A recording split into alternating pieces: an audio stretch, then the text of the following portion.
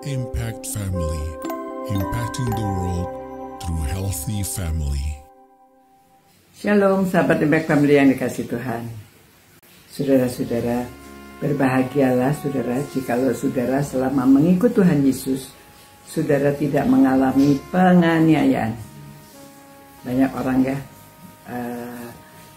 Yesus sudah menjadi teladan bagi kita. Memang dia saja yang anak Allah, dia saja yang Allah jadi manusia, tapi dia mengalami penderitaan yang luar biasa di dunia ini untuk demi menebus dosa saudara dan saya. Tapi sebagai pengikutnya, ternyata ada juga orang-orang yang harus menderita karena mengikut Tuhan Yesus. Ya. Saudara, saya bacakan dulu ayatnya dari Matius pasal 5 ayat 10. Berbahagialah orang yang dianiaya oleh sebab kebenaran, karena merekalah yang empunya kerajaan surga. Berbahagialah kamu jika karena aku kamu dicela dan dianiaya, dan kepadamu difitnahkan segala yang jahat. Bersukacitalah dan bergembiralah, karena upahmu besar di surga. Sebab demikian juga telah dianiaya nabi-nabi yang sebelum kamu. Ya, saudara-saudara, tidak mudah, ya. Tetapi karena murid-murid atau orang-orang itu percaya setelah Yesus dibangkitkan, mereka percaya betul siapakah Tuhan kita itu, bahwa dia itu sudah mati, sudah dikuburkan, tetapi dia sudah dibangkitkan pula. Setelah itu murid-muridnya percaya betul walaupun dianiaya, walaupun karena mereka saksi mata. Apa saja yang dianiayakan kepada mereka, mereka tidak goyah, imannya tetap teguh. Ya, berbahagialah karena upahnya besar di surga. Nah, saudara, mungkin saudara kalau begitu ngapain ya hidup ini ikut Tuhan Yesus kok malah banyak penganiayaan. Saudara, berbahagialah jikalau saudara sampai saat ini sudah tidak pernah mengalami penganiayaan karena ikut Tuhan Yesus. Mungkin menyangkal diri, memikul salib dan mengikut dia, menyangkal diri, tidak bisa berfoya-foya, tidak boleh saja berfoya-foya, tanggung jawab sendiri, tapi ya upahnya, hadiahnya itu tanggung jawab sendiri, akibatnya.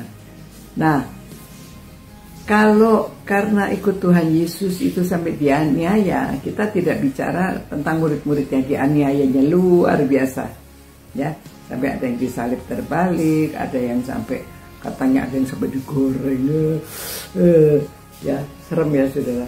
Ada yang dipotong kepalanya, ada yang, penganiayaan yang luar biasa. Nah, di zaman sekarang juga masih ada orang yang dianiaya di negara-negara khususnya yang komunis, yang masih fanatik gitu ya. Orang yang ikut Tuhan Yesus itu karena orang kalau cinta Tuhan, gimana sih ya, mereka itu lebih cinta kepada negara daripada cinta Tuhan. Jadi orang yang mengikut Tuhan itu dianiaya, disuruh menyangkal, tidak boleh berkumpul. Ada seorang gadis yang karena dia ikut Tuhan Yesus, mereka, saudara, tidak usah membayangkan, mereka tuh cinta firman Tuhannya luar biasa. Kalau mereka dapat firman Tuhan itu saling bagi, ya. Sampai pada waktu dia di penjara, tidak bisa baca firman Tuhan. Dia sampai rindu sekali. Saya kepengen baca firman Tuhan.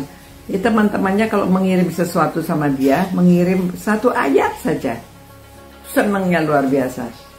Kadang-kadang di dalam lipatan selimut, kadang-kadang di dalam lipatan baju, hanya secari kertas yang ditulis dengan tangan ayat Alkitab.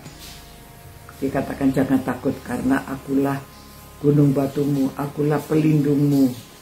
Harapan hanya di dalam Tuhan Yesus. Nah, saudara, dia tidak peduli. Ya, cintanya sama firman Tuhan luar biasa. Jadi, kalau dapat satu firman Tuhan sama-sama orang di dalam penjara yang sama-sama pengikut Tuhan, dia memberitahu, hafalkan, berdiri teguh, jangan goyah, karena upayamu tidak akan sia-sia. Nah itu lalu diberitahu semuanya, ya. Aku dapat melakukan segala sesuatu di dalam Kristus Tuhan kita, ya. Itu ayat hafalannya diberitahu teman-temannya, bisik-bisik dihafalkan. Aduh, kalau mereka dapat ayat hafal itu senang sekali.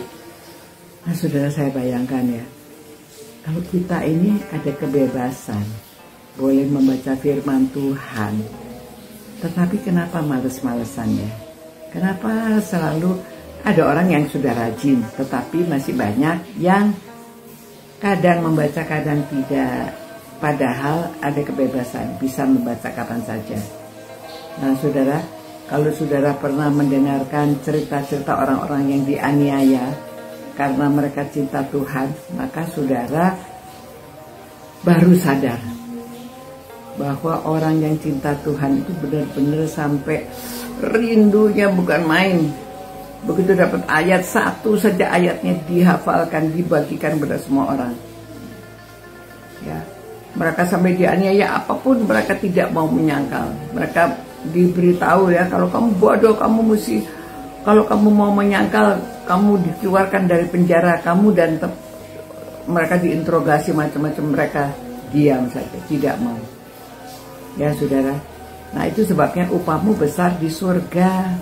Karena nabi-nabi juga mengalami penganiayaan, dan pengikut Tuhan Yesus juga mengalami penganiayaan. Nah saudara-saudara, saya harap ya semoga kita tidak mengalami penganiayaan, tetapi kita tetap harus menyangkal diri, memikul salib, dan mengikut Dia.